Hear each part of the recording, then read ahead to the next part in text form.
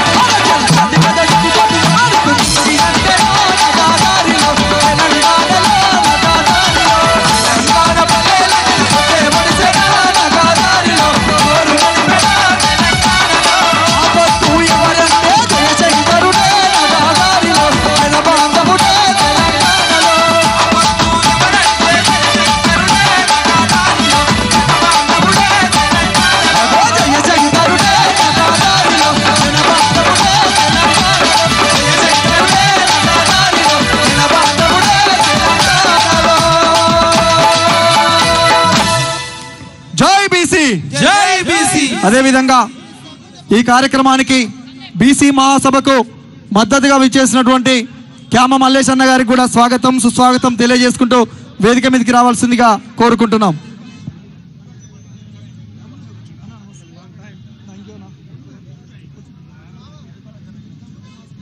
అన్న దయచేసి మీరు అందరూ కూర్చోవాలి ప్లీజ్, దయచేసి అందరూ కూర్చోవాల్సిందిగా కోరుతున్నాం.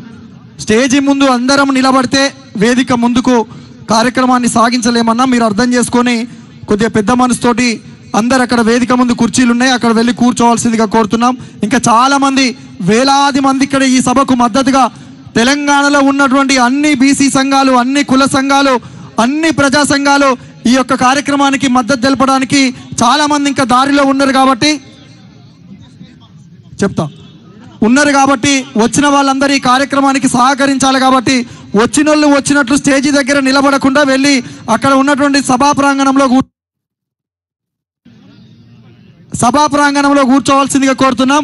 వేదిక మీద ముఖ్యమైనటువంటి వాళ్ళు కాకుండా మిగతా వాళ్ళు కొద్దిగా వేదికని ఖాళీ చేయాలన్నా.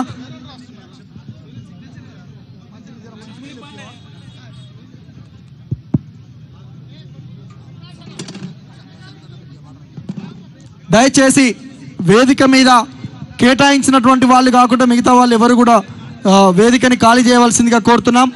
ఎందుకంటే చాలామంది కుల సంఘాలు, ప్రజా సంఘాలు, బీసీ సంఘాలు ఈ యొక్క బీసీ మహాసభకు కాంగ్రెస్ పార్టీ ఇచ్చినటువంటి కామారెడ్డి డిక్లరేషన్ 42% రిజర్వేషన్ వెంటనే అమలు చేయాలని పెద్ద డిమాండ్ తోటి ఈ యొక్క కార్యక్రమం ముందుకెళ్తుంది. కాబట్టి దయచేసి వచ్చినటువంటి వాళ్ళు కుర్చీలలో కూర్చొని సభా ప్రాంగణంలో ఉండాల్సిందిగా కోరుకుంటున్నాం.